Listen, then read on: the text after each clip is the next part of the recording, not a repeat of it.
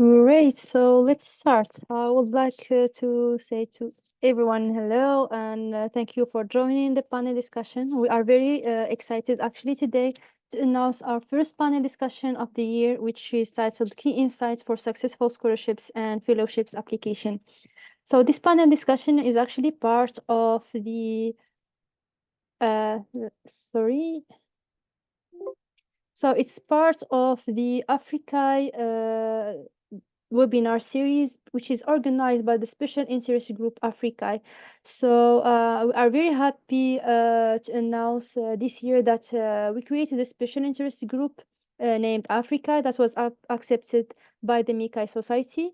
So it's actually started with African Researchers Initiative since 2022, where they noticed that there was only few participation of African researchers in MICAI, which is one of the top conferences for medical imaging and computer assisted intervention. So they created the initiatives, and one of their first initiative was the AFRICAI Summer School, where researchers, international researchers who have experience by publishing on MICAI, mentored African PhD students to prepare for their paper to submit for MICAI. So our goal actually with the Africa is to foster collaboration among African and international researchers. So it's not only for African, but also we can gain knowledge from like researchers internationally, boost African participation at MICAI, because we believe that there is many researchers that can actually publish very insightful and very valuable papers and contribution, and mm, mm, very often they only need a boost to prepare for their paper. Also enhance availability of African medical image dataset, because this is one of limitation in the medical imaging and the AI field. There is a lack of African datasets, and by African datasets we mean different processes, different tools, and some models that are trained, or foundational models that are trained on data acquired from non-African countries, can actually underperform once they have to deal with the African datasets. And also enhance access to educational opportunities. So the initiative start. So the Africa Educational Board is there is four shares, including me, which I am a Hasna Zarwawi. I'm a PhD. I'm not a PhD student anymore. I'm a postdoc at UM6P. Also, I was a Microsoft Research Fellow. And also I'm an NVIDIA DLE instructor. We have also Ismail Kone, who is an assistant professor at the university in Ivory Coast. We have Marwan El Batel, which is a PhD student at the Hong Kong University of Science and Technology. And we have Jean-Rasser Foufek, who is a chief AI scientist at May Medical Tech in France.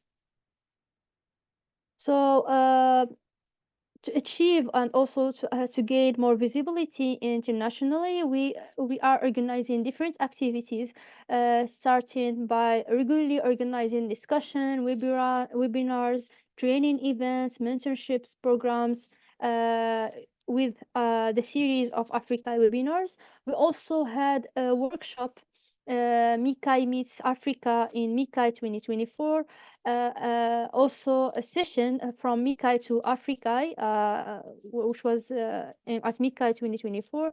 And we announcing very soon a journal club where one of the African researchers can be selected and present his work.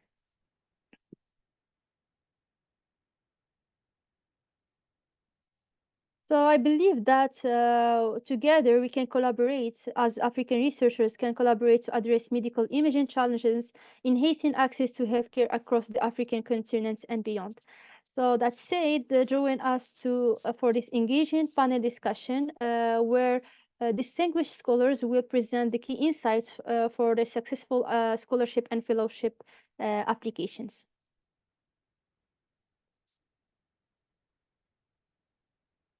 So the schedule will be as follow. We'll start by introducing the panelists. Then, since each panelist have a specific fellowship, we'll ask questions specific for this fellowship. Then we'll have a session where we'll answer general question, and then finally we'll finish with audience Q&As that we gathered from the forms that the participants fill during the registration. Of course, you feel free to ask your question in the chat booth so that we can address them to the panelists. So we start by introducing Aurel Davy Tchokponhoue, who is a PhD student under a joint supervision between UM6P and EPFL as part of the EPFL Excellence in Africa initiative. I will let him introduce himself and also present the research problems that most interested him. So, Aurel. Okay. Hi, everybody. Yeah. I hope you Hi, hear Aurel. me well. Yeah, very well. Okay, great. So, as Mrs. Asna introduced me, my name is El-Ateif and I'm PhD student on the joint supervision between UMCSP and EPFL as part of the EXAF Some PhD in Africa initiatives. And my research interests lie at the intersection of artificial intelligence and healthcare, with a particular focus on uncertainty quantification and its application in computational pathology. And I'm particularly driven by the challenge to create safe, robust, and reliable AI models for pathology diagnosis, especially when it comes to cancer studies. Because one of the things that I remarked is there are a lot of AI models which are developed, and with the increase in terms of computational power, we can uh, forecast about the trend, and it will increase more during the following years. But there are less which are really deployed in medical contexts, and one of the reasons is very safety and the very trustworthiness.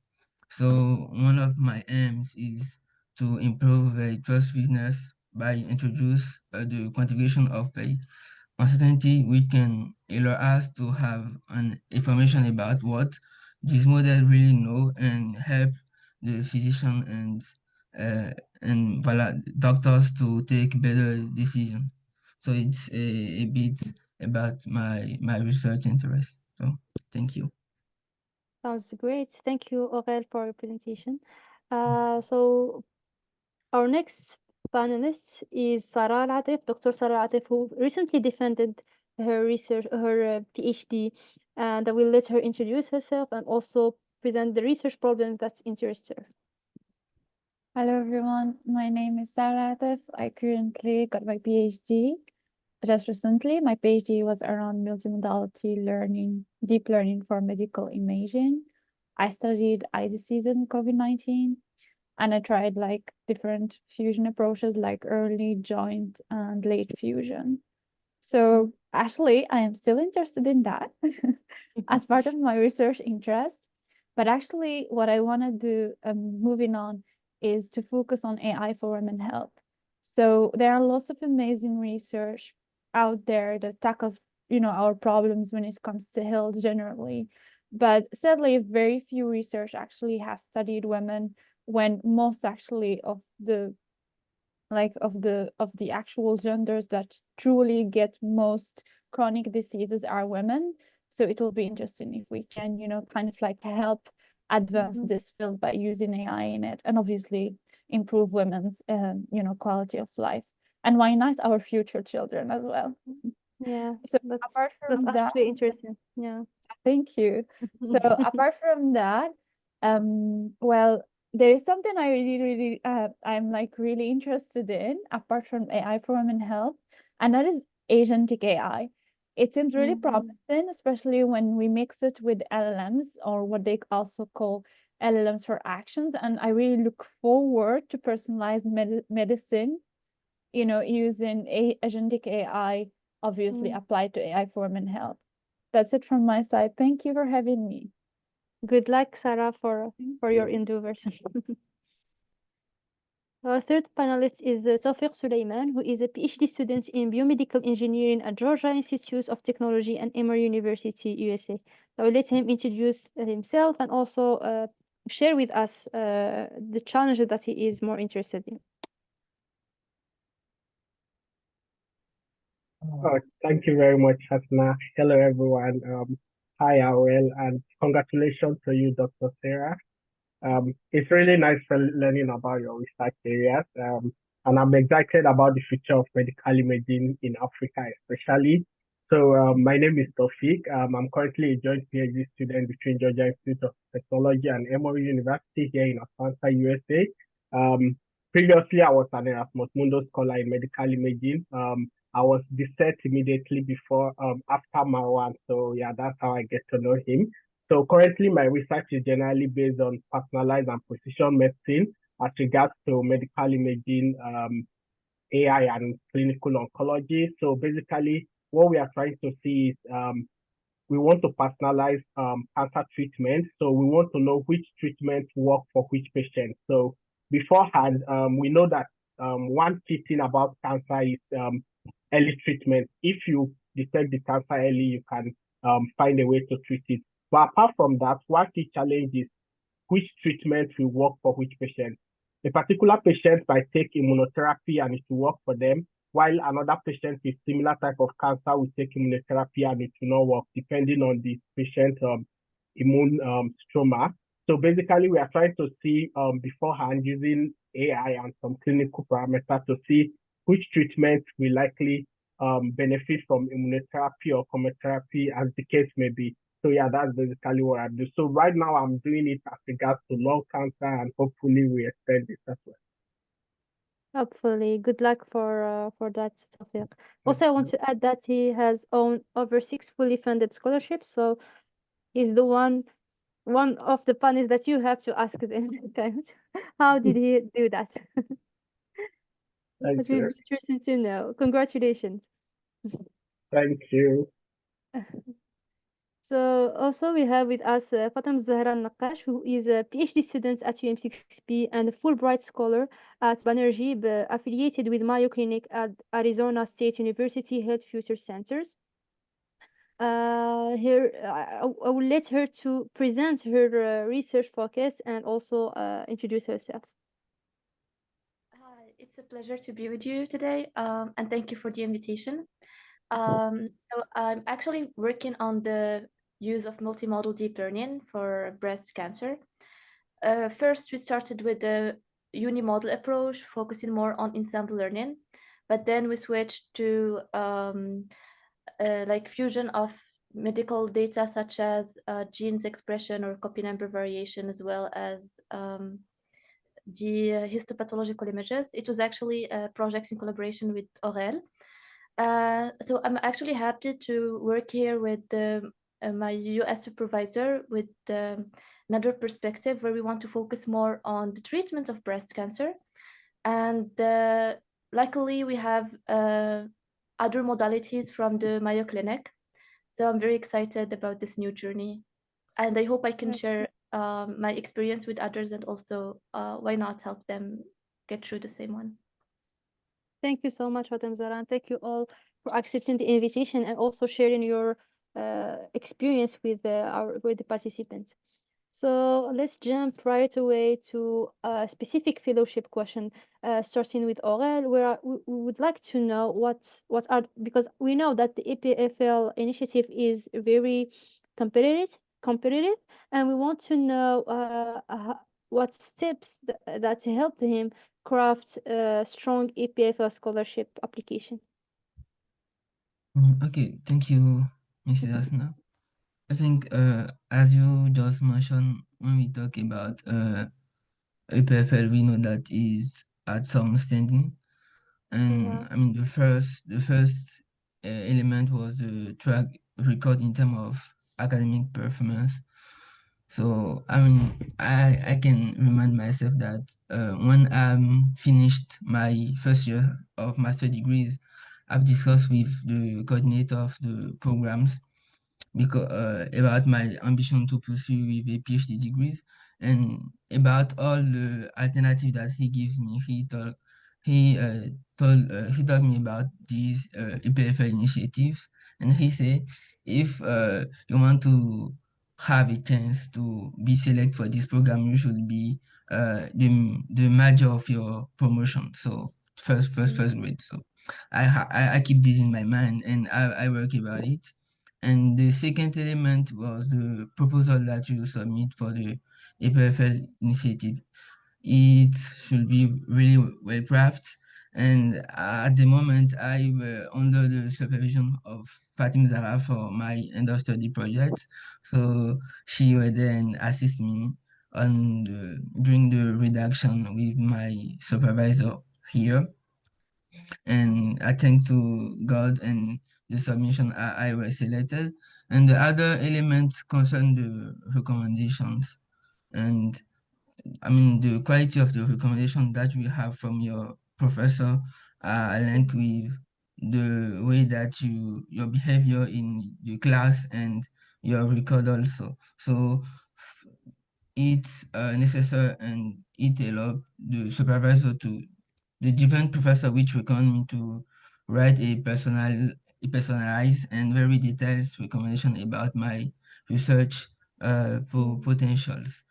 And I mean the other things uh can for the other points the other point. But I mean, I think that it's more important steps Yeah. to push. But the recommendation and the personal statement, it's also important. I forget it's a point that I forgot because So, it describes the student I mean, potential to do research, his motivation to do research, and the research field that on which he is very interested. And I mean, it's these two elements, the personal statement and the proposal, is very determinant.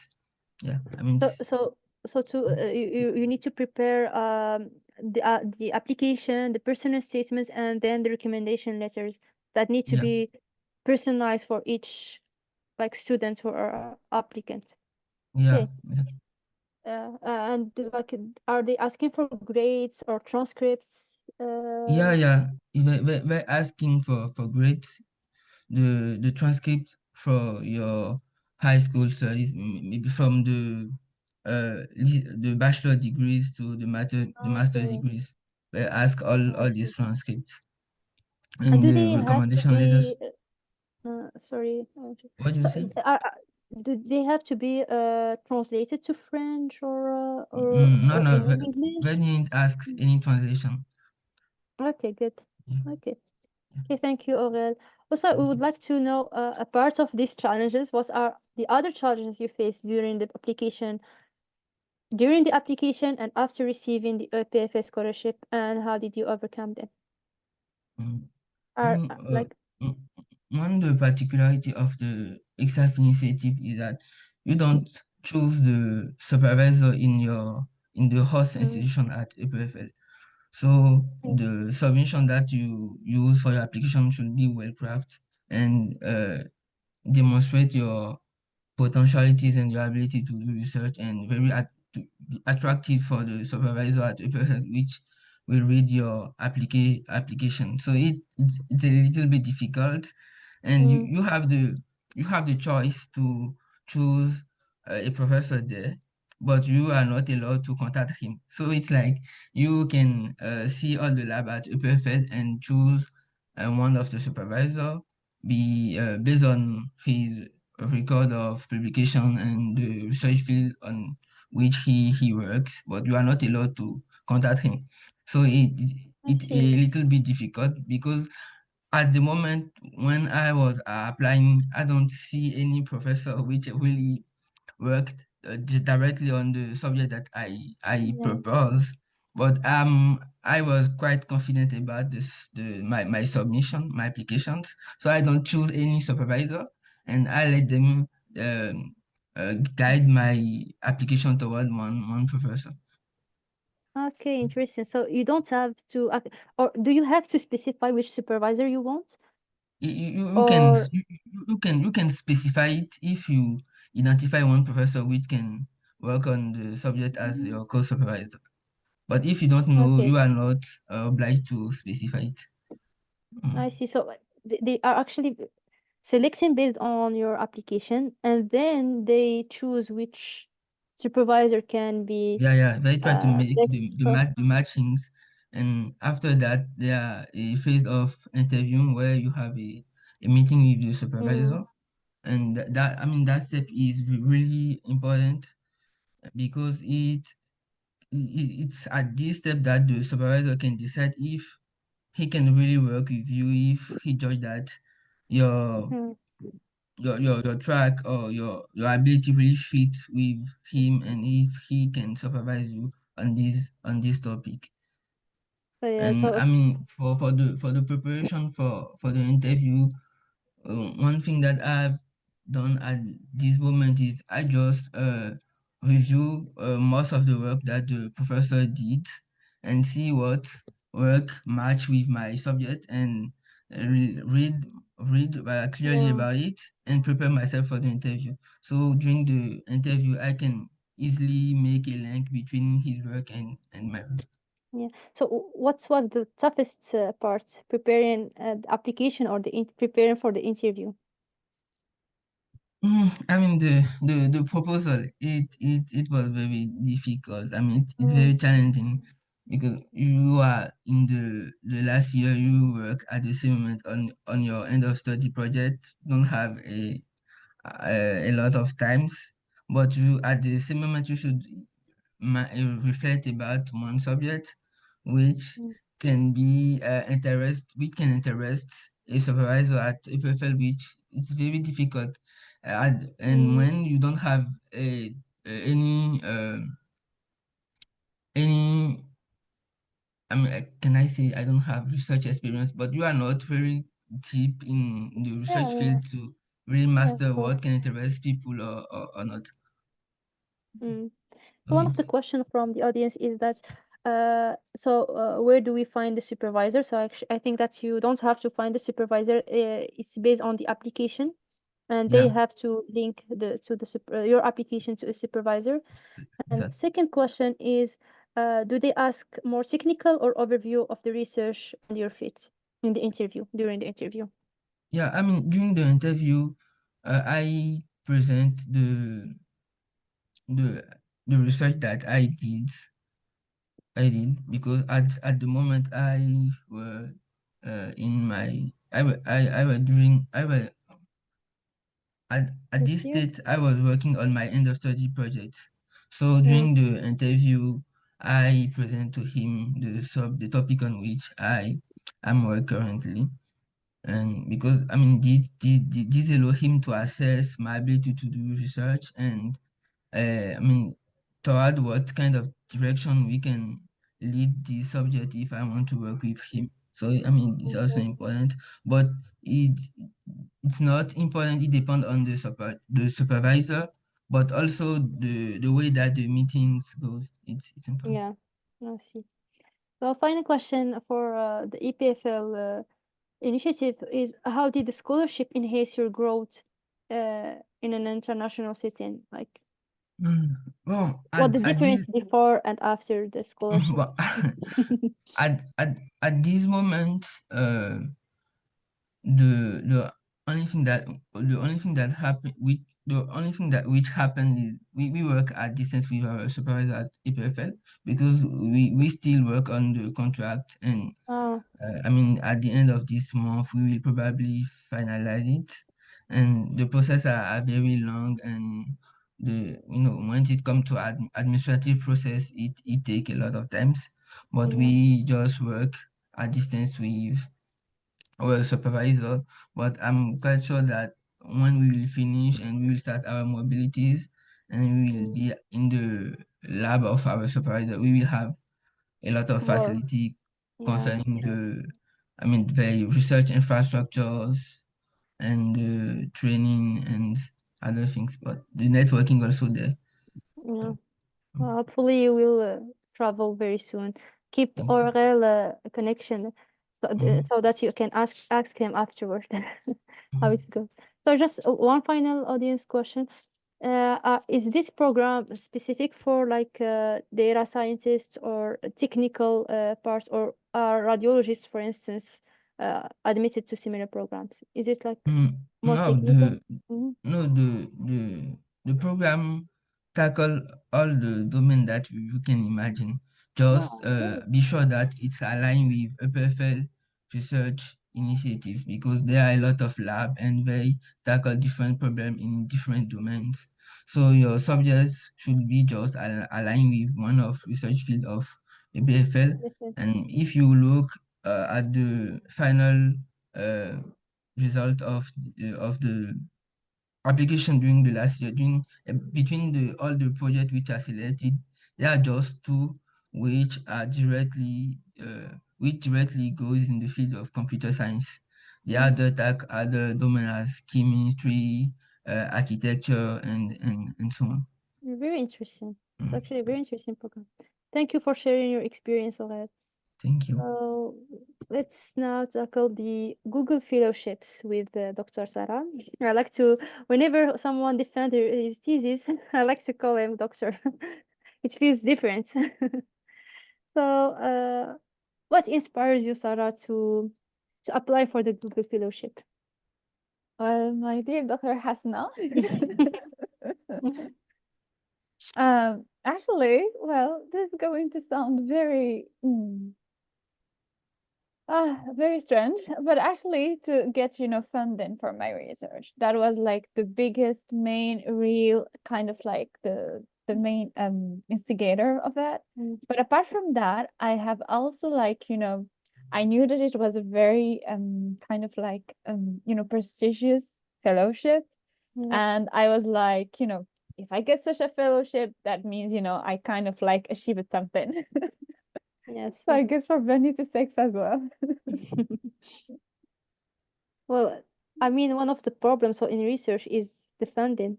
So it's natural Yeah. to apply for fellowship to have funding, but also like as you said, you have some, it's prestigious, so it adds in your CV and it can help you afterward, like for a job application and everything. True. Yeah. And what are like the qualities that make your application stand out? Because it's very So competitive and it's open for all African like researchers. yeah, I think like it might be kind of like I think what I want to do, to the impact it could have on Africa and obviously on Morocco. So it is, they really do care about SDG goals, right? Yeah. Especially if you apply them in your country, or at least in your in your continent. So this is something they really do care about. And that is something that actually excites me. That's kind of like when I got into AI, it was the reason for it was so I can, use my skills to kind of like help as human beings tackle the challenges that we have, all of the SDG ones, if possible. I'm excited about health and like innovation and all of that.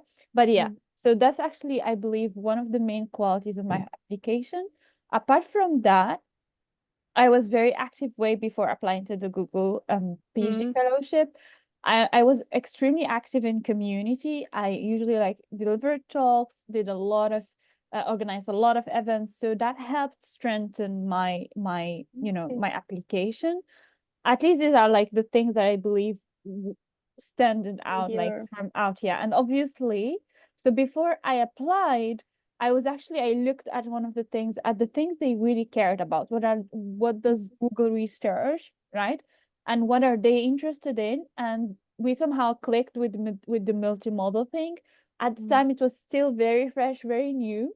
So very few people, were discussing something called multimodality. Even the papers actually in the field in general were very few. So it was kind of like, these are like all the points I believe that really helped my application stand out from the rest. So for the application, was it only like Aurel shared the personal statement, maybe project? You will explain it better, but I'm guessing like CV, transcripts, and everything, or was it something different than that? Yes. So you actually do share your transcripts. You share also references, obviously. Mm-hmm. I did request some really strong references. That actually might have been one of the other strong points that I forgot to talk about. So because before my Google PhD fellowship, I worked a lot on AI for good, and I did a lot of volunteering, and I also collaborated with other people on different projects. So I requested from these people specifically, I and see. I tried to find people who had the research tag. They didn't like only have a practitioner, but also the research aspects, and requested that they write a very strong recommendation based on how they think, how they thought of me when we were interacting in the projects and as a person. So you do need to recommend at least 2 recommendation letters, 1 recommendation from your professor, the CV of your professor, your own CV, and obviously the research proposal, a very short one, max 2 pages with references. And yeah, I mean your grades also, and that's it. Actually, it's not really, yeah, they don't. Yes, there is actually one thing that is interesting.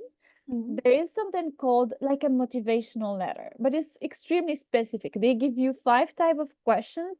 Remember when I Okay. told you about the SDG and how how you're going to impact and how Yeah. you're going to use the money?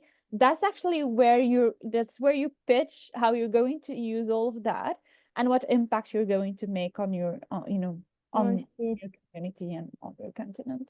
Very good. So all students don't feel ashamed or afraid to ask for good references from your Oh, please, please. yeah. Whenever you're going to, I do think they play a huge role. I believe they play at least 30% of your actual, chances of getting accepted. If you have some really good references, after all, because people are going to collaborate with you, they need to know how other people that collaborated with you felt about your Yeah. work. Yeah, makes sense actually. Makes sense. And was it like a challenging part? Did you have to translate or Oh, yeah. So yeah. but thank God, because I was, way before starting my PhD, I had in mind, applying abroad. So I already translated most of my application. So I had all of my documents translated way before even applying to the Google PhD fellowship. So that was easy. I do recommend you always do that, especially when you're thinking of going abroad or anything like that, because even when I did my Erasmus exchange, I still had to provide a translation of the documents. So I do recommend, especially for Africans that do not have English as their main teaching, kind of like the Yeah. main teaching Language. language. So please do think about translating all of your documents, even if you do not need them now. You will most likely need them if you have some, kind of Yeah. like international collaborations coming up. Yes. And do they ask for like TOEFL or IELTS No, certificate? no, they No? did not. No, they did not request those. But Okay. for the exchange, for example, they did request them. Okay. Better have those two. Yeah, we're like as PhD students, you have to prepare for them. Like they are very often are requested. True. So a final question is how was being part of the Google Fellowship program connected you with mentors, collaborators, or is it like did it open opportunities for you? Well, as part of the Google PhD fellowship, they do provide us with a mentor, a Google mentor, and they provide us with the opportunity to attend the PhD fellowship summit. PhD fellowship summit is where kind of like you meet Google researchers, where they talk about, what they're working on personally, inside Google. So that is like one of the 2 biggest kind of like you can call them benefits, right? Apart obviously from the Yeah. scholarship.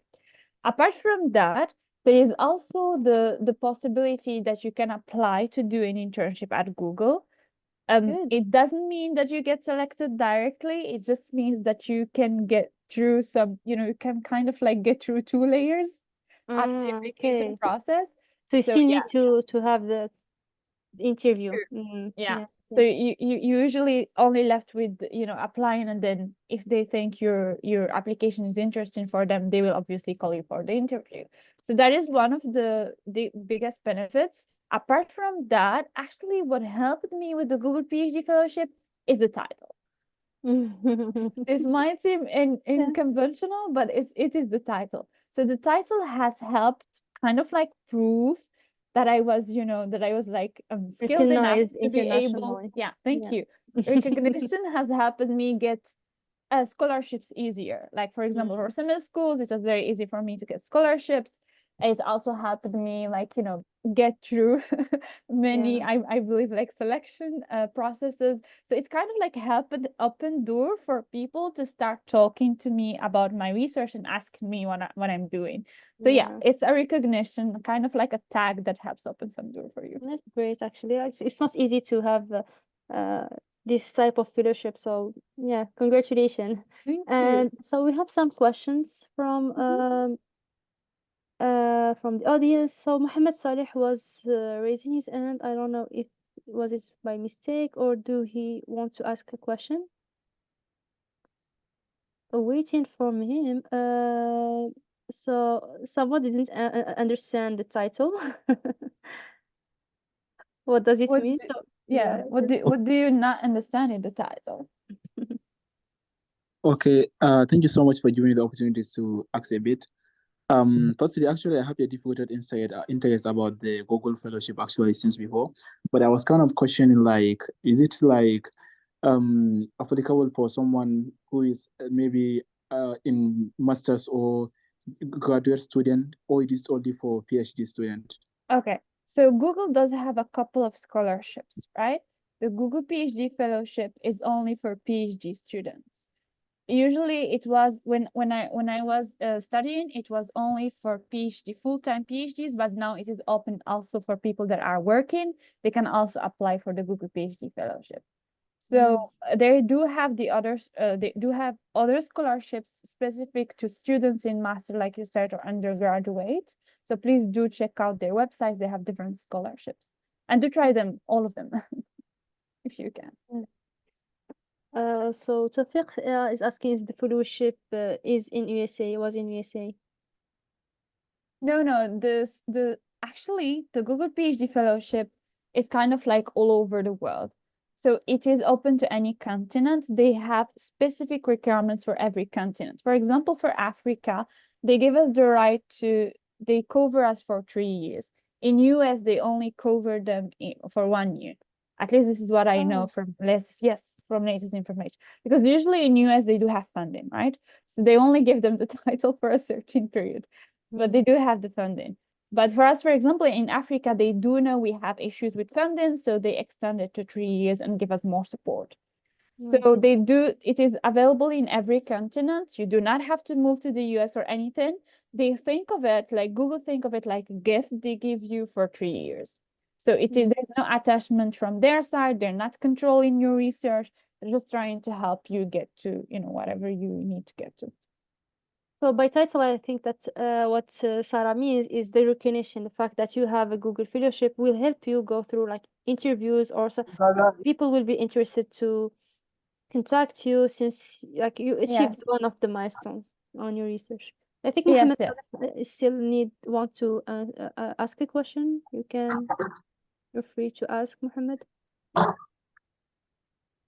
Okay, the ask like, is it like just at the beginning of starting a PhD you can apply the fellowship program, or when you're about to finish your PhD? Yes. And one thing Thank is you for that asking. is it have to get the opportunity to visit Google and work there, or is just going to be like a virtual fellowship? Which one is it? Okay. So first, you can only apply for the Google PhD fellowship in your first year. You can't apply for the second or third. You can only apply if this is your first year. Second, there is no relationship between you having the Google PhD fellowship and you working at Google. That has nothing to do with the other. If you want to work at Google, you will need to apply like, everyone applies. obviously, if you have the Google PhD fellowship, you might, want to approach your mentor to help you, kind of like vouch for you, or, have you recommend you directly to the team that you're interested in. So yes, these are the two. What was the last question? Sorry, I don't remember that.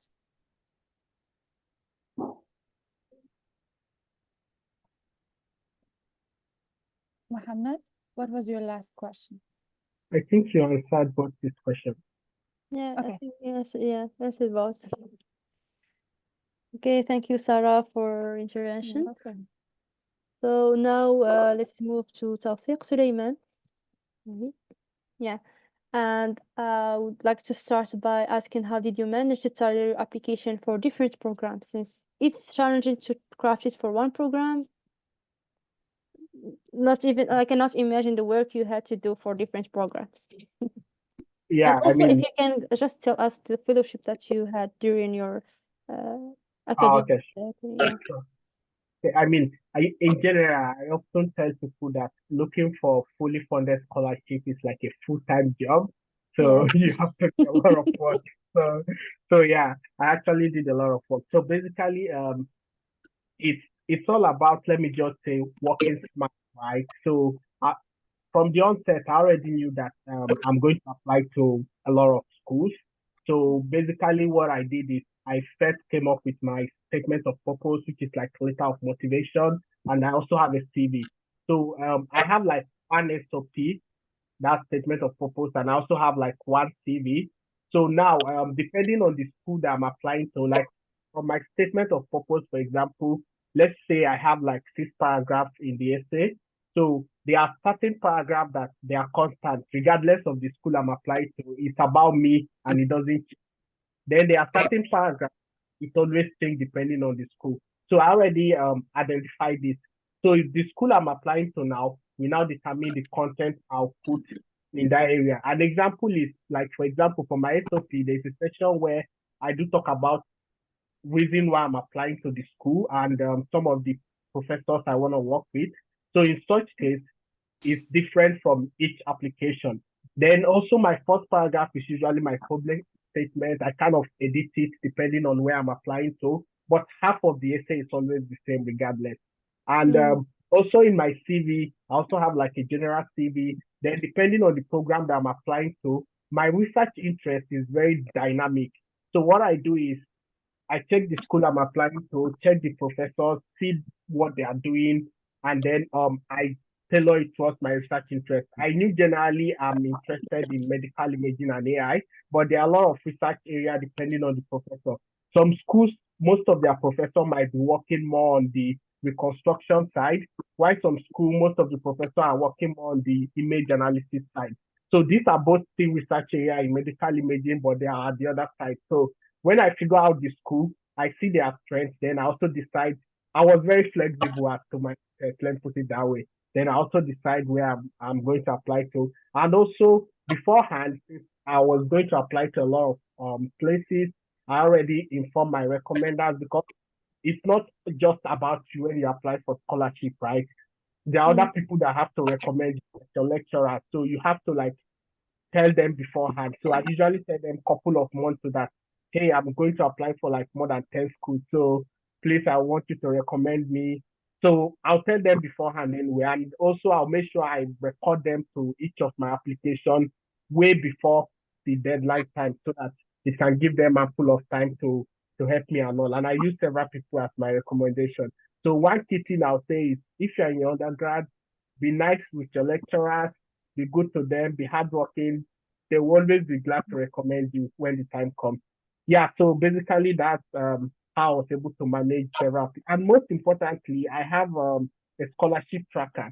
So this scholarship tracker helped me to arrange all the schools I'm applying to, know monitor their deadline and every requirement that I need. So it was, I was very organized. Let me put it that way. So yeah.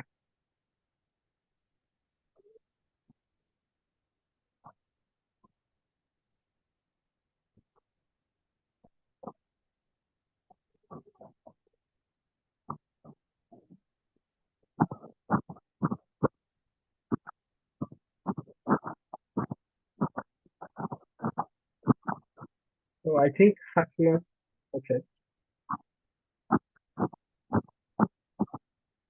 Hasna, I think you are muted.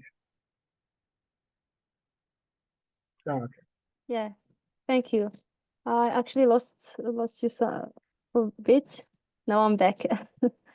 Sorry about it. Yeah, so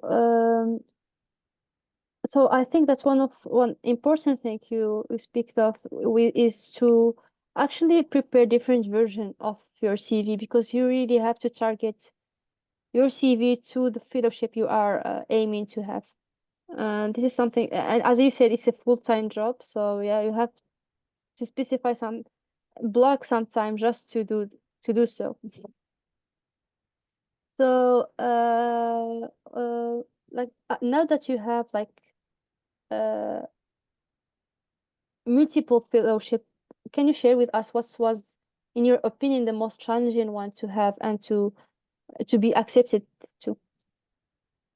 Okay. I mean, I think for me in general, before I answer that, is this way, right? So I Mm, started preparing for scholarship applications before I graduate from my undergraduate. So I was in my third year. I still have 2 more years to go when I started preparing for scholarship.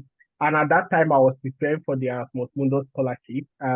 The the program that I did for my master's is something I've always wanted to do. So I've been preparing during my bachelor.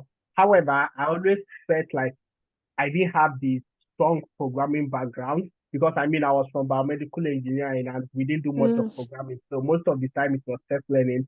So I always feel like I might not have enough programming skills to get into the program. So because of this, I had to take a lot of courses online, especially on Coursera. Before I graduated, I already took more than 20 courses online. So and with their certificate just to have an edge. And when I got in my final year, I also learned about US. So I kind of knew how how things work in US. So when I graduated, I kind of knew that I'm going to get an offer in US already. So I was very chill about US, but at the same time, I was more specific about the Erasmus offer in medical imaging because that's what I really want to do. So so I would say the most difficult offer for me then, that was when I just graduated and I was applying, was getting into the Erasmus Mundus scholarship in medical imaging and application in Europe. But mm, alongside with that, I also got 2 fully funded PhD offer in US. That was immediately after my bachelor because in US you don't need a master's degree to do a PhD. So all you need is your bachelor degree. So I got one offer at University of Texas at Arlington and another one at Rensselaer Polytechnic Institute that was in New York. But I rejected both of them then because I really wanted to do the medical imaging. And also alongside when I started my master's, I already know what I want. I know that I wanted a PhD and I still wanted to come back to US. I rejected coming to US earlier because I really wanted to experience the Erasmus joining. And I also knew mm, that would not stop me from coming back to US. So which mm, means during my master's, I already knew that I was going to come to US, so I already started preparing. So immediately after my first year, when my other colleagues were still taking their coursework and like they are still very chill about application because they were like, oh, it's just the first year. So since I know how US work and the timeline, so I started applying again. So this time around, I applied to top schools anyway, and I mean, I got a lot of rejection. So this one thing I'll tell prospective scholarship aspirant, there will be rejection. It's not all the time that you're going to get accepted. So before yeah. I got here, I've received more than 15 rejections. So don't think that, oh, it's a walk in the park, right? So there are a lot of rejection that comes with it. But at the same time, you just need 1 year to turn things around, right? So yeah, eventually I got 3 PhD offer. I got one at University of Illinois Urbana-Champaign. I also got one at Georgia Tech and Emory University and one at Zech Technical University as well.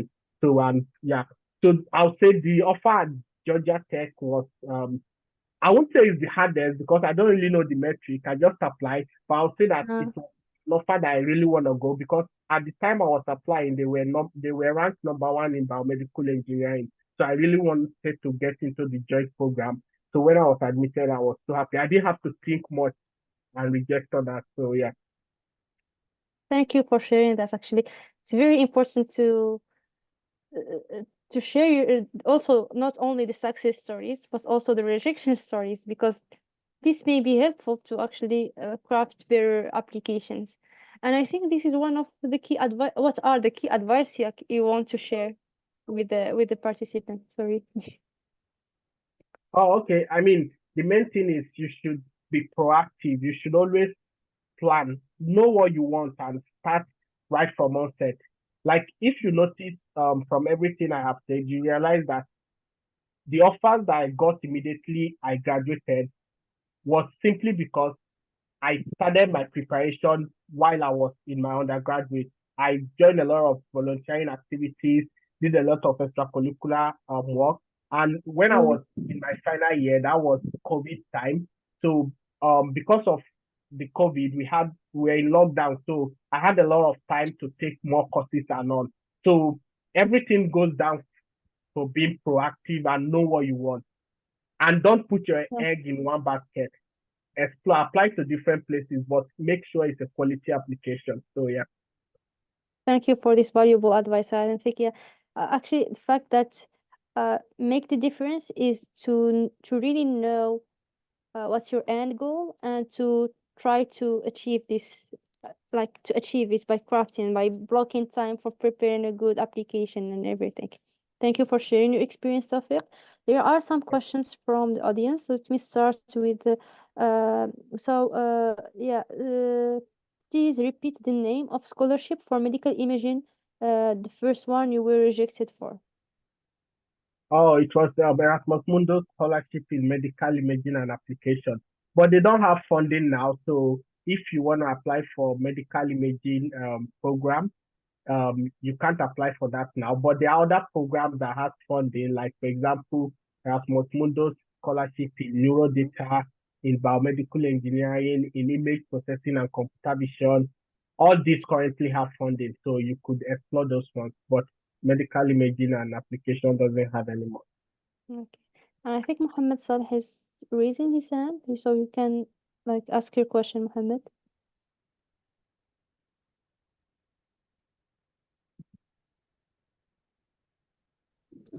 Um, uh, Thank you so much again. My simple question is that, please, how can someone craft a very good application? Specifically, what kind of hints, advices, and the vantage points for someone to notice while applying for the scholarship, specifically application process? Okay. So basically, I think like when you apply for scholarship, especially at least in the United States, it's a holistic review. So what this simply means is that every part of your application is very, very important. So in terms of your essay, the first thing is one thing I've reviewed a lot of essay, and one thing I keep telling people is keep it simple. You don't have to be too technical in your essay. Like simplicity will still do the magic. So let it be like even somebody that's not in your field can easily read your essay and be able to relate to it. So and also you're starting your like the way you start your essay is also very important, because if your first paragraph is very catchy, then they'll be more interested in reading your story, right? So the truth is these guys these guys want to like they really want to read everybody's story, but as human beings, this like there's a pattern of story they can be reading that will trigger their interest more. So it all depends on like your active. So your first paragraph, which is usually like your motivation, make sure it align well with what most of the professors are probably doing, and at the same time, something in your immediate society, right? So that's very important. Make sure you talk about your undergraduate experience, especially some of the research you engage in. Some people usually ask me that, okay, I'm currently interested in this program, but my bachelor project is not totally in line with what I'm applying to. So that means I don't have any experience. So what should I do? Even if it's not in line, it doesn't matter. You could still talk about it. It's a way to show that you actually have a research experience, and you know that research, you know what it means to craft a critical research question, right? So you just want to like tell them about you, what you have to, and keep it simple in general. So yeah. Yes, thank you, Taufik. Oh, we're moving to Fatima-Zahrae Nakach. Is she here? I think Yes. she's still, yes. Good. So, yeah, let me start by asking you what motivated you to pursue the Fulbright scholarship and how it aligns with your goals, your PhD goals. I think like it's really basic reasons as my as other panelists have mentioned, because we want to get out of our comfort zone. We want to have a fresh perspective. I think especially when we have done at least 2-3 years in our PhD, we reach certain point where things become a bit repetitive, and we are always like thinking about the same somehow ideas. So honestly, when I moved to this new lab, it was very interesting to see how people or how my other colleagues do research in some way, because we can say that research is the same everywhere. We always have the same ethics. We always have same goals. But still, it was exciting to see like it can be tackled with different methods by different people. And I think so. This is like was the first reason why I thought about doing the Fulbright scholarship, because even in Morocco, even if we start caring about applying AI to healthcare, I honestly don't think that we are really deploying those models and using them. But when I came here, like as I said, we are collaborating with Mayo Clinic. So I've been seeing people developing their models, having weekly meetings with medical specialists, doctors, radiologists, and they are actually deploying their models, getting real like instant feedback, and then doing like the cycle, which means that it's kind of motivating, because you know that the models you're developing are not just meant to be published, which is good, but also they are meant to be used. And especially that you are working on actual problems, because if we just talk about breast cancer, like which was the case for my research, yes, we will work on the diagnosis and like let's see which one is which case, and it is important. But I saw that here they are tackling more specific problems, because us as people with technical background, we can't really think about some kind of medical problems that only a real expert can think about, because they know what they need and they know where the gap is.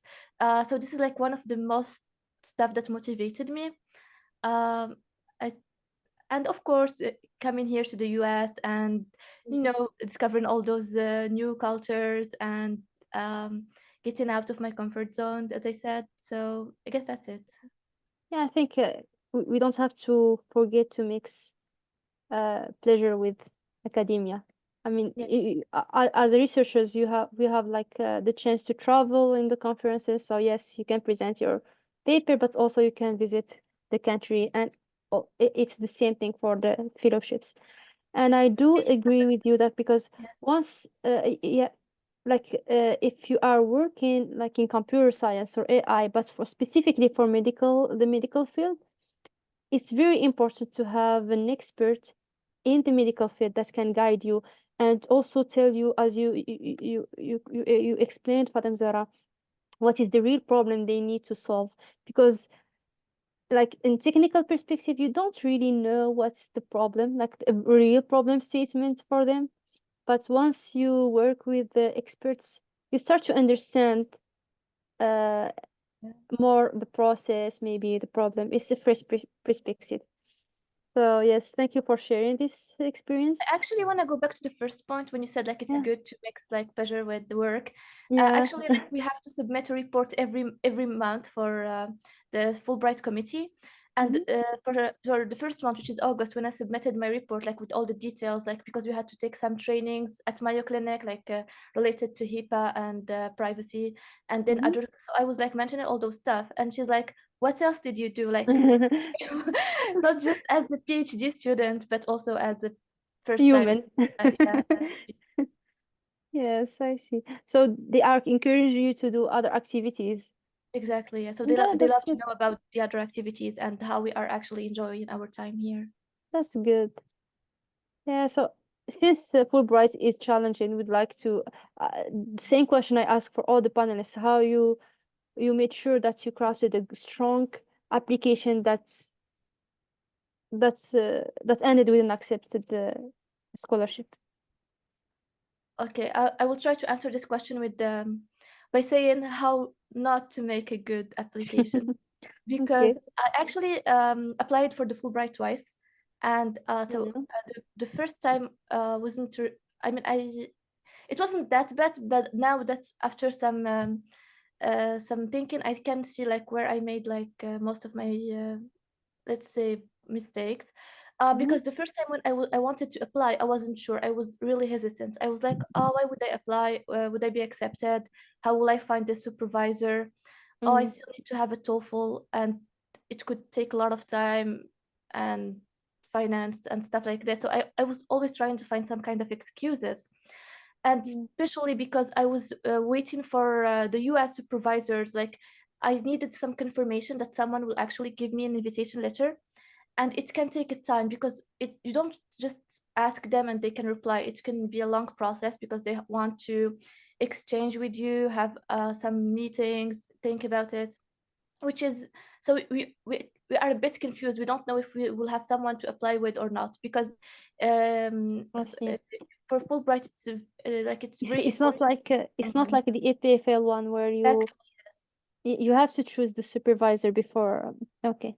And they have to like give you a very specific invitation letter telling you like how long you can stay, what are like the available resources they can offer you. So I was like hesitant, and again I wasn't really confident about why I would be selected. So the second mistake I did is that I thought that I just have to keep my PhD proposal, the one I got accepted with in the UM6P, and I Mhm. thought since it's a good PhD proposal, let's submit the same one for the Mhm. scholarship, which is the second mistake because I advise my fellow PhD students to retell their proposition for a specific project that is doable in 1 year. Even though their Mhm. PhD proposition is good, they really need to narrow it down and focus on a specific objective that also interests the future US supervisor. Mhm. And also, they need in their proposition to be like realistic, but mostly really clear about their plan. Like they know what they are going to do during their stay here. I think this is one of the most components they take into consideration when Mm, selecting PhD students. I see. And Okay. for the TOEFL, I just want to let other people know in case they don't have the TOEFL and still want to apply for the Fulbright. I think because I applied in the last minute, so it was like 1 week before the deadline. If Mhm. because in Morocco it's hard to find like a free schedule for having it in place, but if you want to do it online, you can have it in the same week, and they don't take much to give you the results back. So for people who want to apply, So it's the same thing. You just have to pass the exam or the quiz online. yes. Okay, good. Thank you, Fatima-Zahrae. So how did this experience, now that you are in Arizona and in the US, how did it change your and impacted your academic journey? Um, I think, as I said, it impacted my journey in many levels because first I had to collaborate with other researchers and other colleagues and have this fresh perspective. But I think mostly because I want to go back, sorry, to a point related to the process, because I think Yeah, the process of submission and interview are really have a big impact on the journey now. yeah, Because during the interview, because I know people would be interested in that, they would ask you, are you really for challenges you will face in your stay in the US? Some people would mhm, think it's just like some routine questions that or yeah. Interview normal questions, questions. but RH. then HR you will questions. see that you actually have to think about it. Like, it's really something to consider. So people who want to actually apply for the Fulbright, it's not just like academic or professional challenges that we may face, but also a personal one, like when it comes to adapting to a new environment, because mostly you will have to live with other people that you probably meet for the first time. So how to have this kind of balance where you have to leave everything you have known in your home country, and also forget somehow about all the things you've been doing, like the way you've been doing it. Because as I said, I had to adapt to also a new research methodology, which is good, but at the same time, it wasn't really easy to accept, because we become very passionate and motivated. We want to make impact, we want to see results, but then we see that it's not going to be a very fast process. So it's really important to have like a good mindset to how to deal with all this kind of challenges. And good things takes time. Sorry? Good things takes time. Exactly. And for a person who is not very like doesn't have much patience, it was not easy for me. But I'm glad that they discussed this kind of us during the different meetings, because they know that we will have different culture shocks and stuff we need to be ready for before that. But also I want to focus on research ethics, because it was also a main component that they focused on. Either when in the different like agreements we had with our supervisors and the clinical experts, but also when applying, because when you apply you should make sure that there is no plagiat in your because we have to submit 3 types of file: the research proposal, which is just part of your PhD, and then the personal statement, and somehow the research statement. So the second 2 are like more like an essay, just with paragraphs, so just but the first one is more like a structured paper, somehow like a very short paper. So here I know that some people just think that, like me, that it's okay, these files are good, they gonna work, just submit them. No, this is what like cost me the first year. I think if people really wanna like they should do this extra effort of checking again. For the second time I applied, I remember going back and forth many times with both my supervisors and somehow colleagues I trust to get their feedback and improve, and also always do the plagiarism check, because we never know if we forgot to add a citation or something.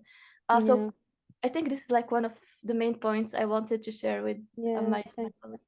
So as Taofik said, it's a full-time job actually to prepare and craft an application. I mean, for one scholarship it was hard, so I imagine for 6 scholarships, so it was like great to hear about it. Yeah, exactly. So I think that's like a general advice for anyone who wants to apply for a scholarship. They have to have like specific, like clear goals and clear objective, and it's not easy. It's not just by chance, but you actually have to work hard to prepare for your application. And this is what's like the conclusion we see, and from all the panelists that who shared their experience. So thank you very much for sharing that.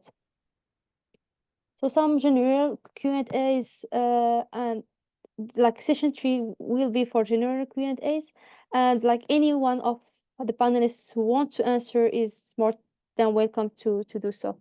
So I will start by asking, are there centralized hubs or database for fellowship? So for instance, how did you know that this fellowship exists? Is it like, did you check a database, or like, I would like to know, how did you know the existence of these fellowships? For my case, I have been involved with Google as part of the Google Developer Growth Program. So I did know about like almost all of their program, not because I was part of it, but because I was always curious, right? What does Google offer? What do they do? How did they do things? What did they have? So I do invite people to be curious. When when you're interested about something, be curious about it. Like, search about it. Opportunities, thank God they are everywhere. I can assure you that they are every single where.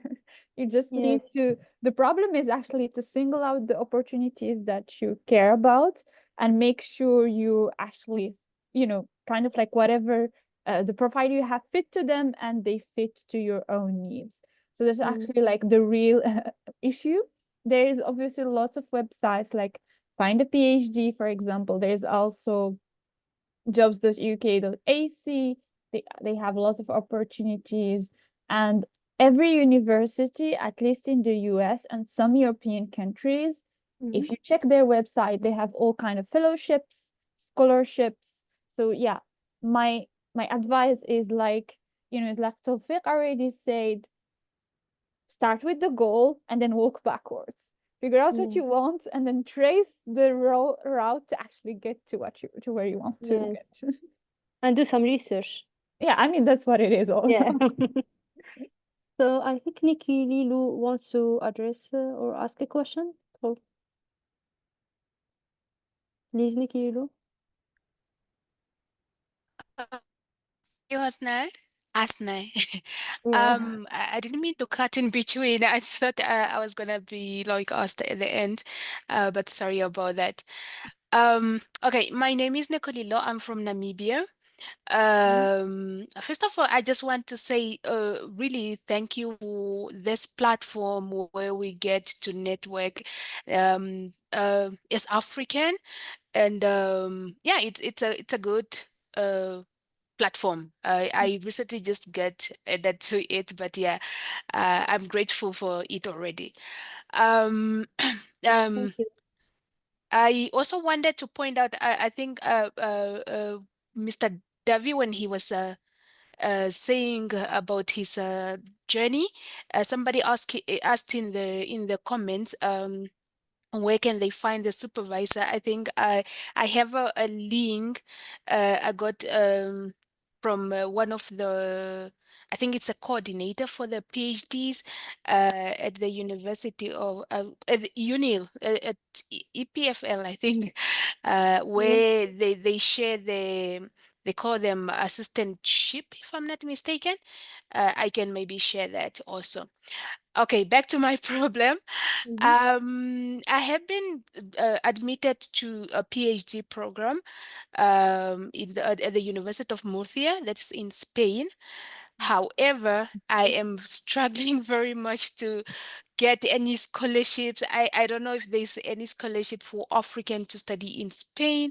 I'm just really struggling. So if it's okay, I can leave maybe my number in the chat box there if somebody can just like guide me or maybe I have some think information. Sarah can guide you because she was visiting the Murcia. Yeah.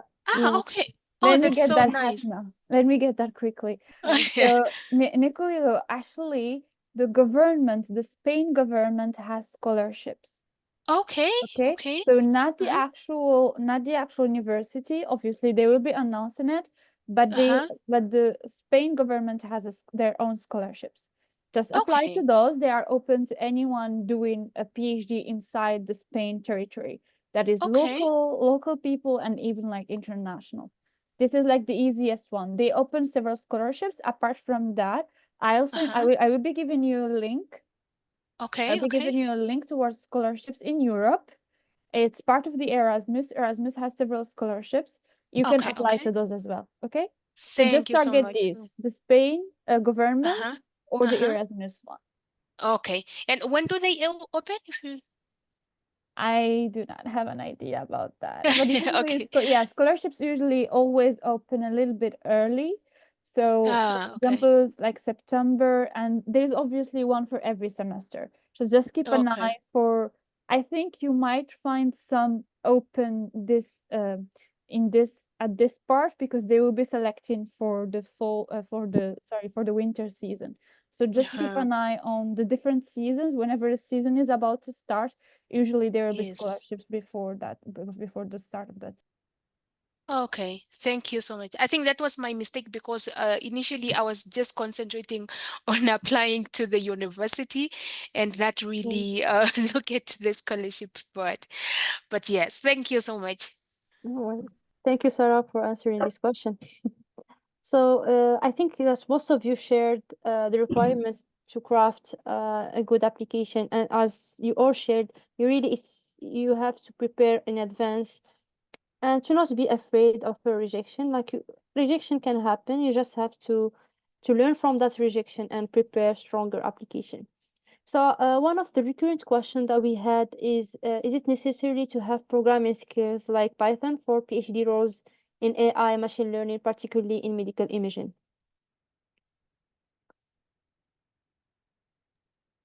If Yeah, anyone wants Yeah, to, you go ahead. yeah. Okay. I mean, I think I I kind of give a tip to the question. Actually, when you say medical imaging and AI, the AI present there automatically tell you that you need some programming skills. But because at the end you're not the only one applying, right? There are several people applying from different backgrounds. So you want to apply to a program where you have the best fit. So more often than not, having that skills is important. But for sure, you don't have to be an expert. You just have to show the zeal of you just have to show your motivation, but having the skills is surely important. Yeah, thank you. Sara or Sarah? I honestly think it depends on the type of contribution you want to make. Yeah. Because it's like I also hear this question a lot, and um, sometimes it's not like important to have the coding skill as much as having the problem solving skills.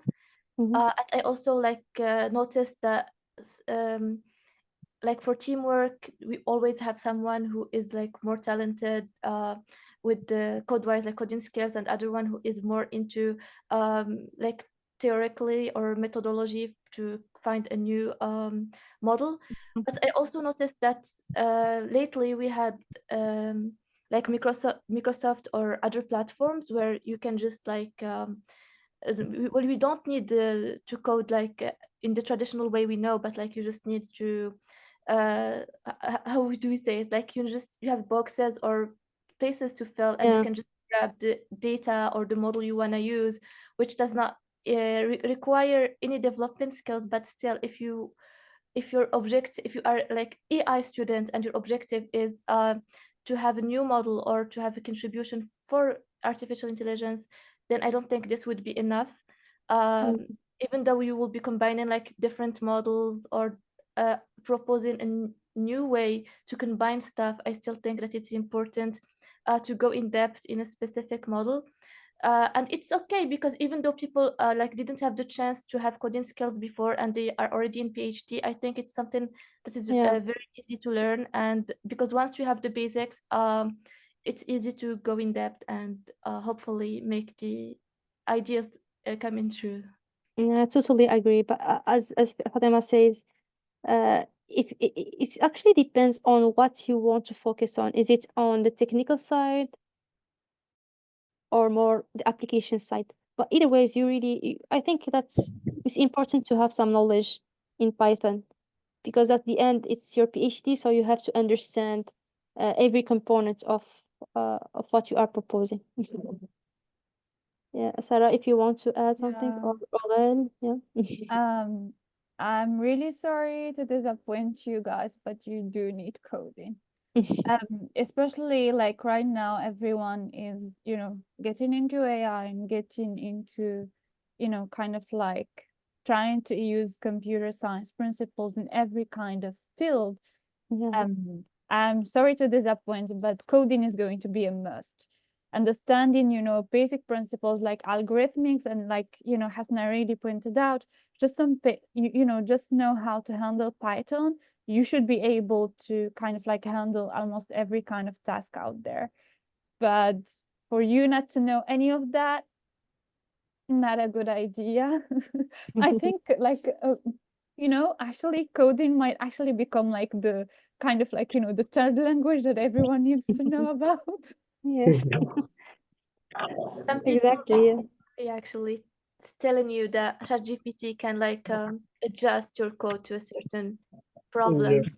Yeah. But then, how will you defend the thesis where you're missing like the main components of your own work? Even I think another key problem is like even getting the offer in the first place. How will you even get the offer? Because I mean, anybody that has funding will want the best. So if you are coming with no experience at all, they will probably not look your way in most of the cases, right? So it's a very tricky thing. She's fine, sir. Sorry.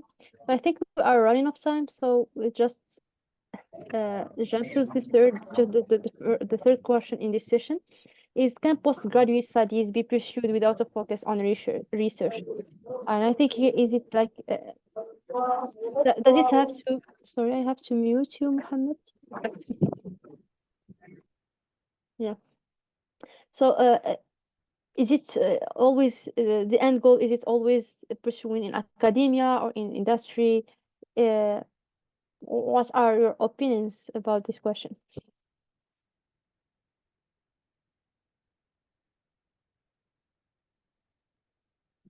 Okay. I mean, I think this is like something that it's already of the past, because a lot of people used to think that doing a PhD is because you want to get into academia. But actually, Yeah. that's not totally true. It depends on you. Like I, for example, now I'm very passionate about research, but I'm not. I don't plan to be in academia. So, and if you see a lot of opportunity, companies like Google, Microsoft, and all, most of the people that are developing their new technology, they are researchers, and most of these jobs often require PhD. I think if you look at Google, for example, apart from their software engineering role, most of their research role usually require PhD, right?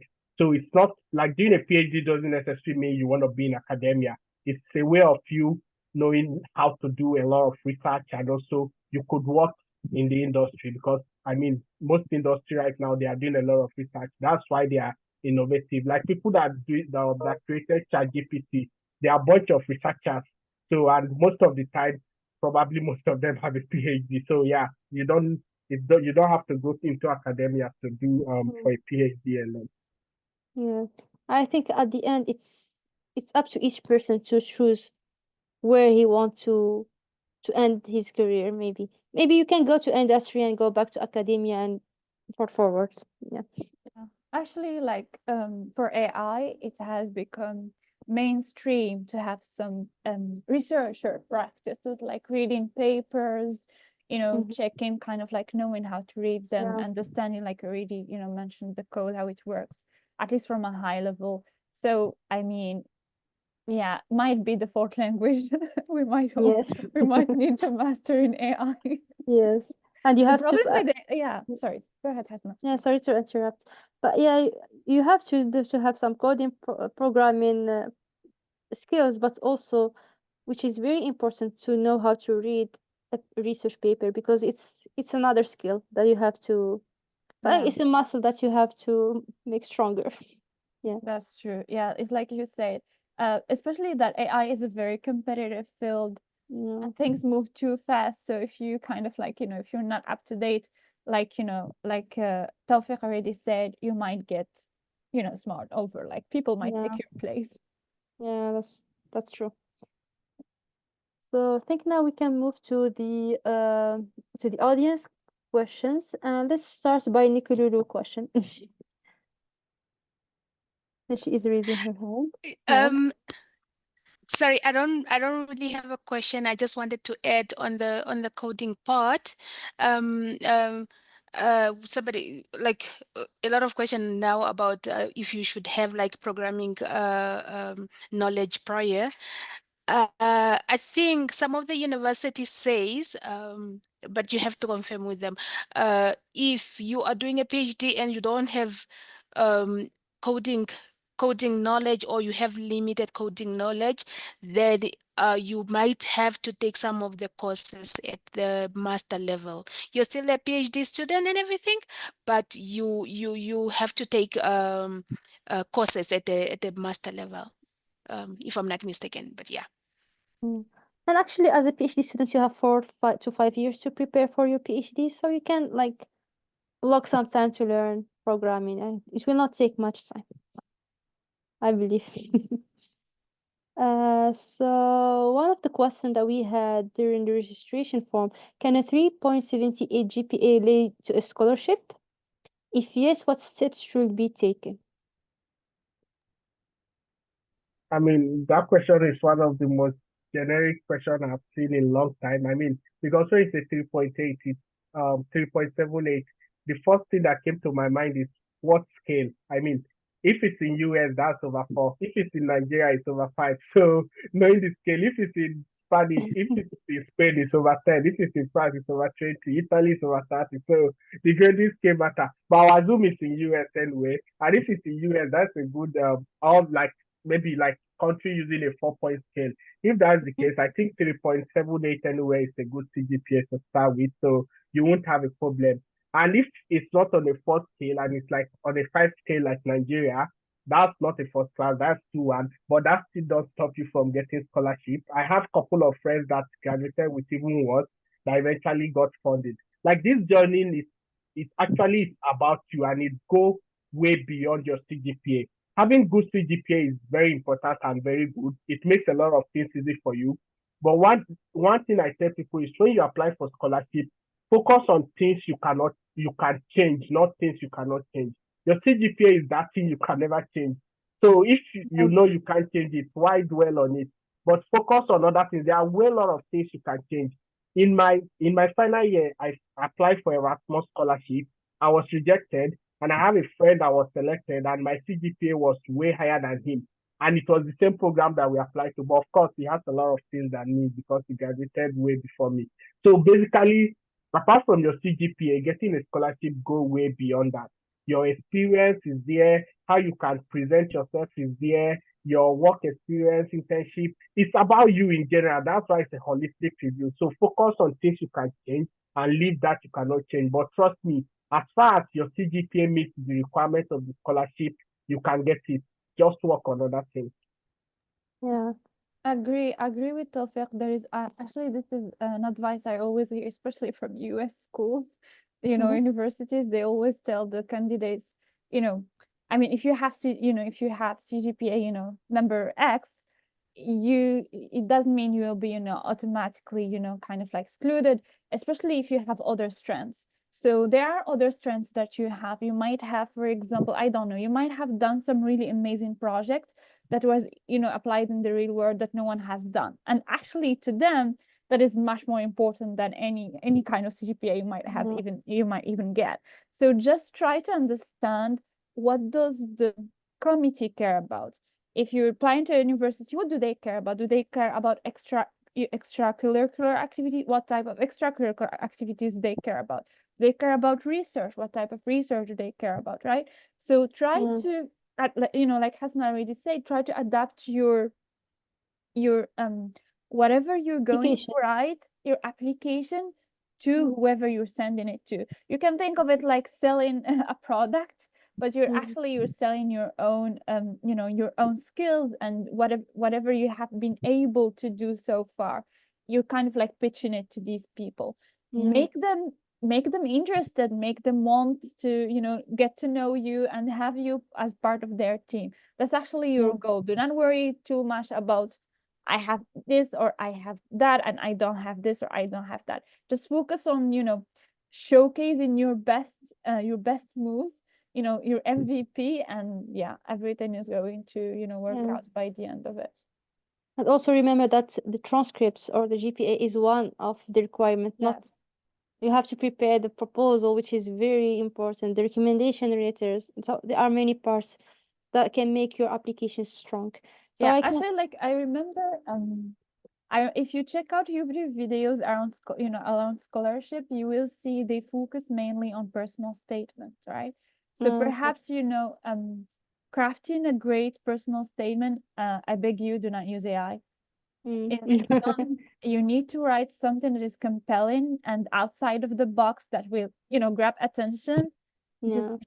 That usually should be able to get you at least in the selection process. I think we'll just take two other question or one final. Okay, two other question, and then we'll stop the panel discussion. So one of the question from Firdaus was, I'd like to know how competitive these scholarships are and how many African students are selected. So let's start with the Google fellowship.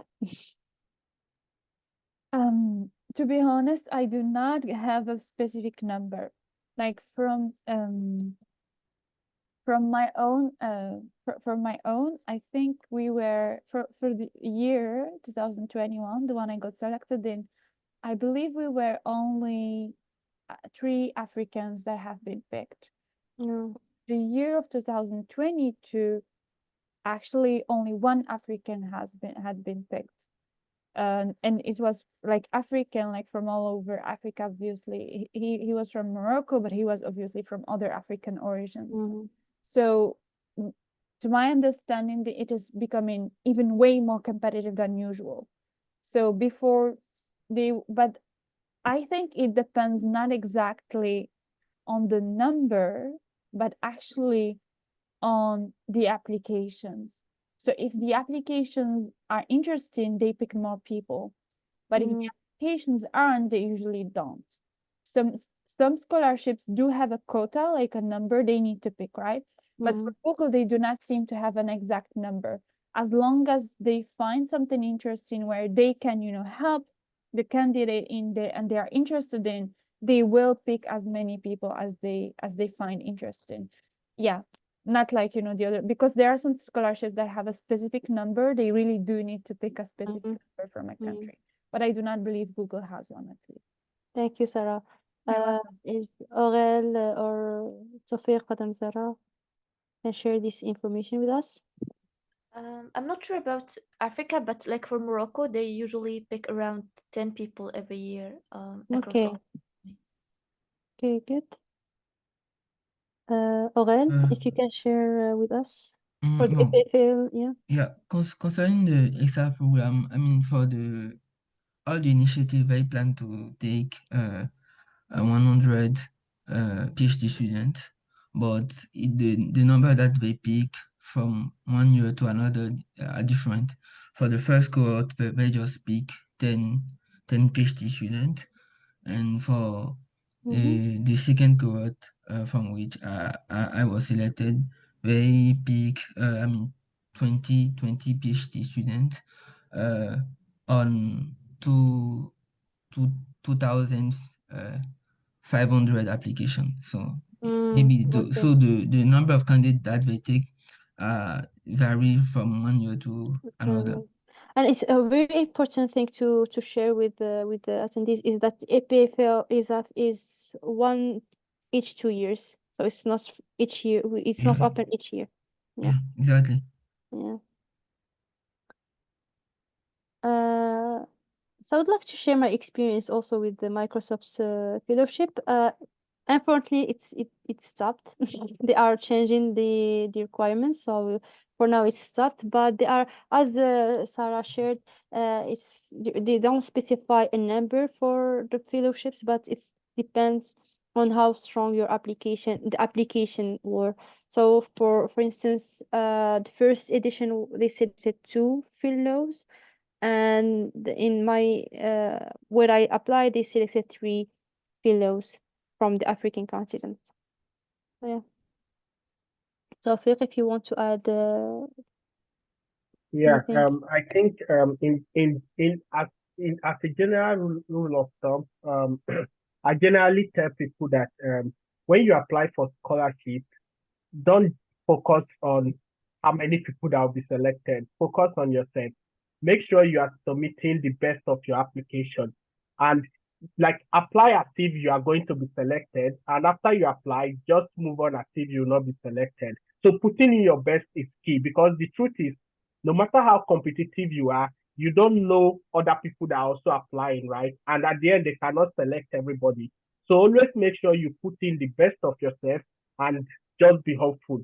If you believe in prayer, you pray. If you don't, just be hopeful. Wherever it is, just put in your best of application and something will surely work. Yeah. I agree with that.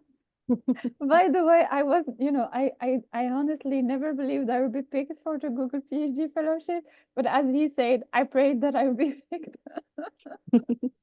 And it worked. Good. So, for our final question, I want to ask, and it was one of the audience questions actually, how can one apply for application fee exemptions? Because sometimes you have to have money to prepare for the application. So if you can share with us your experiences. Yeah, I mean, I think I can take this because I applied to a lot of schools. So, Yeah, so you lost a lot of money. your school has a lot of like they will ask you to pay application fee, and most of them are usually above $70. In fact, some schools it's like $155, especially if you apply to schools Mm. in California. So I mean, basically it you have to be strategic at everything you do, right? So when I just finished my bachelor back then, I was in Nigeria, and trust me, I didn't have any money. So what I did is I needed to target application fee waiver. So there are several ways to do this. One is if you know the schools you're applying to and you are monitoring their website, they always have activity for graduates, for people that are applying. So if you join this webinar, they can give you an application fee waiver code. That's one. Secondly, most of the school, more than half of the schools in US have an application fee waiver depending on based on financial hardship. So there's nothing like there's no shame about it. If you know you can cover the application fee, you can just shoot the program coordinator. This varies department by department, an email to request for an application fee waiver as a result of financial hardship. I also did this and it worked. Some school doesn't waive, regardless of whatever you do, except if you attend one of their special programs. Like Georgia Tech, for example, they will never waive for you except you attend a special program. So back then in Nigeria, I applied to about 13 schools in US. I only pay application fee for one, and that one I paid it because I actually wanted to pay it. The rest I did not pay. There were other school I wanted to apply to, but because of application fee waiver, I let it go. So you just have to be strategic. Then when I was applying again during Erasmus, since I already got a scholarship and I was in Europe, I have some savings. So I didn't really care about the application fee waiver. This time around, I select the school I want. Back then, I select the school based on several factors, including application fee waiver, based on my condition. But this time around, I knew I don't care much about the application fee. So I selected about 14 school or thereabouts that I really want to apply to. So I now send them an email to request for the waiver. At the end, I was able to get four waiver, half of the waiver for half of this school. But the other school, I was unable to get waiver for them. So I ended up paying up to 1,000 euros on application fee. But I could have avoided that if I want to by applying to other schools that have waiver, but I didn't want to apply to them. So there are always way around it. So you have to know your condition and then know the schools you apply to. Okay, thank you so much, Taofik. If any one of the panelists want to share a trick or a tip. How about emailing them, explaining your conditions directly? Sometimes they might actually, you might be lucky and they might get back to you, and sometimes they will ignore you, like, like Taofik already said. But I do recommend whenever you have a tight situation financially, give it a shot. Email, reach out perhaps to someone from their LinkedIn if you know anyone working in the administration process. Reach out to them as well over their LinkedIn. I mean, just give it a shot. You have nothing. Yeah, even Sarah, in fact, the way US websites work is every information you need is there. All the research of the faculty, the administrative staff. If you do your research, you know who to email. Like me, for example, I always know who to email just by going to the website. And the email, my email is usually like very basic. You don't have to like look for PT or make sure like it's a very basic email. Oh, I'm currently applying to this to your school and this. However, I'm unable to pay this as a result of financial hardship. So, and I'm requesting for application fee waiver or the process involved in applying. So some of them have a process involved. They'll tell me some of them will just reply me, oh, your application fee has been waived. While some of them will be like, sorry, we don't waive for international students. So yeah, you can always shoot your shot for sure. So yeah. Thank you so much. So I think we'll yeah, so Fatima-Zahrae already answered the question in the chat. Thank you, Fatima-Zahrae.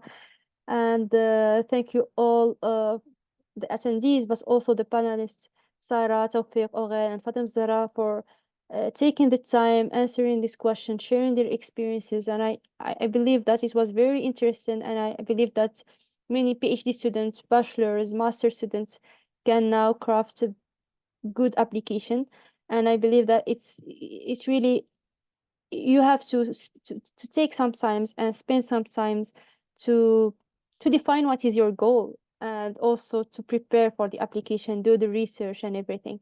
Thank you so much. I want just to end by saying that to attend one of the question was, is there a WhatsApp group for AFRICAI? But there is no WhatsApp group, but there is like a Google group. Once you register, you receive all the webinars, and also we will share the upcoming webinars, the upcoming journal clubs invitations. So just be a member, and you have all the news and the notification. So thank you all, and have a good night, or have a good morning, regarding where you are. Thank you. Thank you. Thank you, Right. everyone. And of course, if anyone want to reach to one of our panelists, feel free to do so. Bye bye.